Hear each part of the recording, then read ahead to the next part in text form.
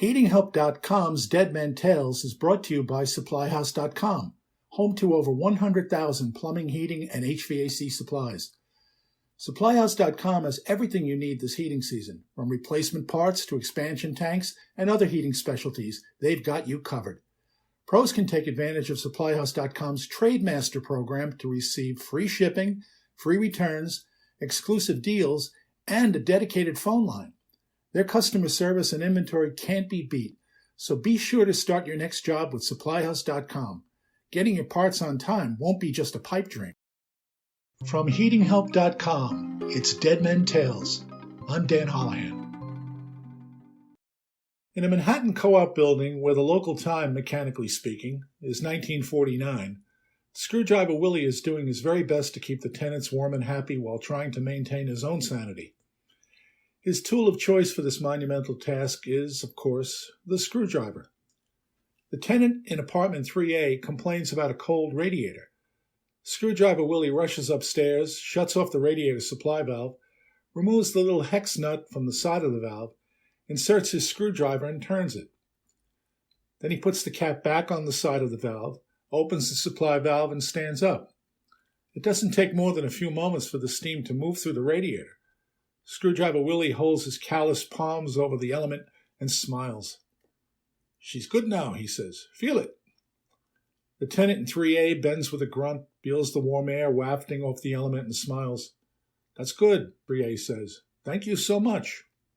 "You think it's too hot?" Screwdriver Willie asked, raising his eyebrows. "No, and if it is, I'll just open the window," the tenant in 3A says. No, if it gets too hot, you call me," Screwdriver Willie says, wagging his finger at 3A. Screwdriver Willie doesn't want any more grief in his life than he already has.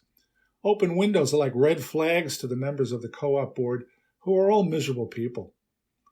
The last thing Screwdriver Willie needs is to have them seeing heated air spewing out from the many open windows like blood from a fatal wound. "Okay, I'll call if it's too hot," 3A says.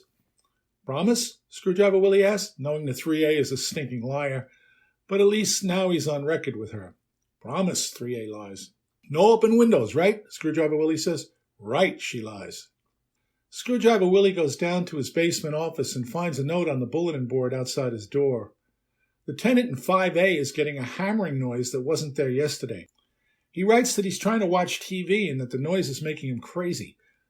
Screwdriver Willie doesn't want to mess with 5A, who is an attorney, so he rides the elevator back upstairs and knocks on the door. 5A answers, and Screwdriver Willie says, "Something is wrong?" "Listen to it," 5A shouts.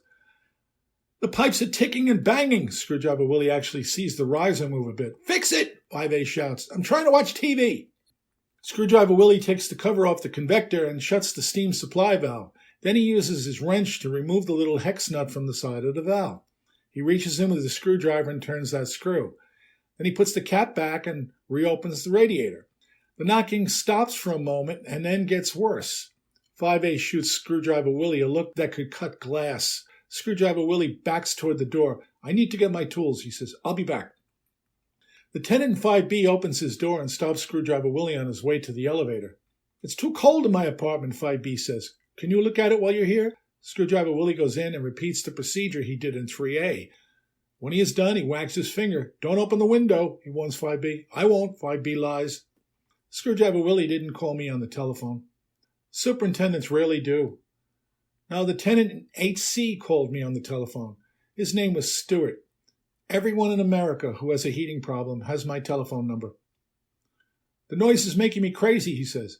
"I live in a co-op apartment building in Manhattan, and unless everyone in the building is having the exact same problem, no one is willing to pay to fix it."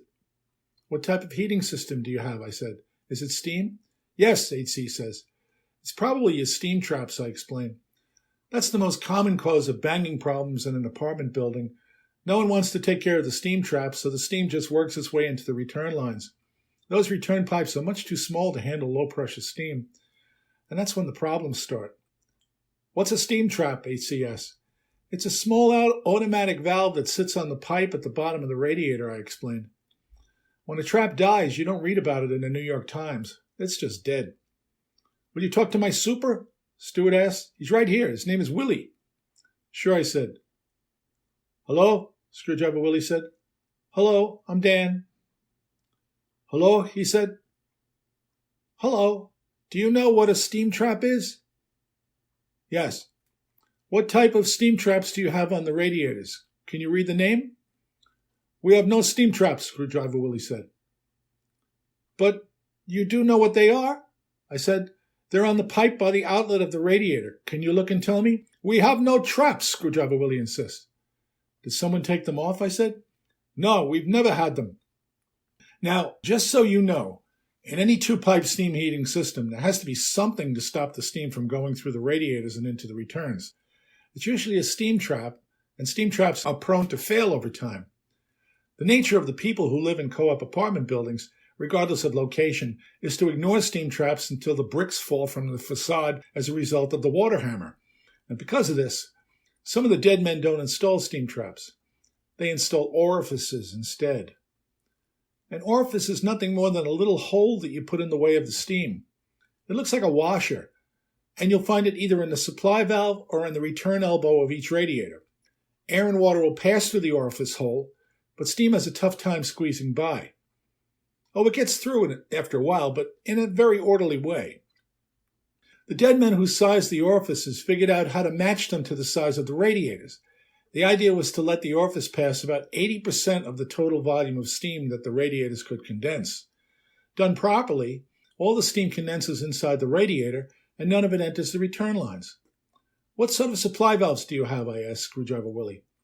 The kind where you have to put the screwdriver, he said. When the tenant wants heat, I use the screwdriver.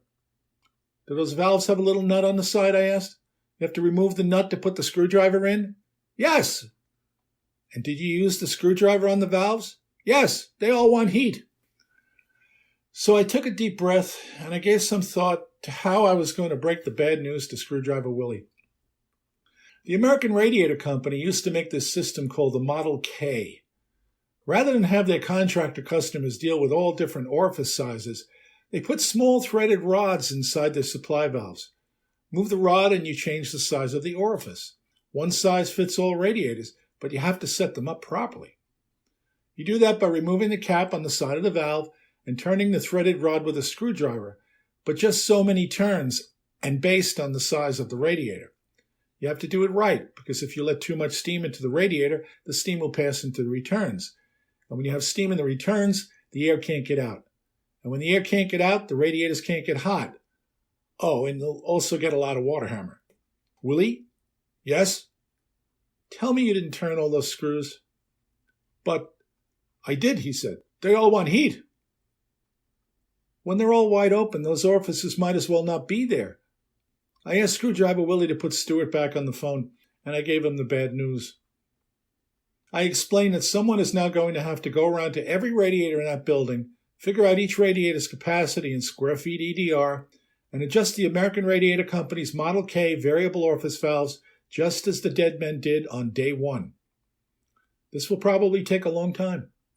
Who pays for this? Stuart said, as though he was expecting me to pay for it. That's a sociological question, I said. And it was, because not enough people in this particular co-op building were miserable enough to pay for what needed to be done. That's the nature of co-ops. Only miserable people band together to get things done. Stuart told me to hold on. I heard him tell Screwdriver Willie the bad news. I heard Screwdriver Willie tell Stuart that I don't know what I'm talking about. They go back and forth like this for a while, as I wait. And then I heard Screwdriver Willie say, "The people want heat. I use the screwdriver and they get heat. I can't use the screwdriver now to take away heat. The man you called is stupid." Stuart comes back on the phone to tell me he thinks I'm wrong. But he does thank me for my time, for which he's not paying me. And I guess that counts for something. And by the way, the same thing happens when you take the orifices out of any type of old steam system. Try it. You'll see what I mean. I hope you like that dead man tale. It happened a long time ago, and I'm quite sure that if Stuart is still on this side of the lawn, he is still miserable. And if you like what we're doing here, please share it with your friends, and please subscribe to this podcast. I have many more dead men tales to tell you, and I'm really enjoying the time we're spending together. Thanks so much for being there.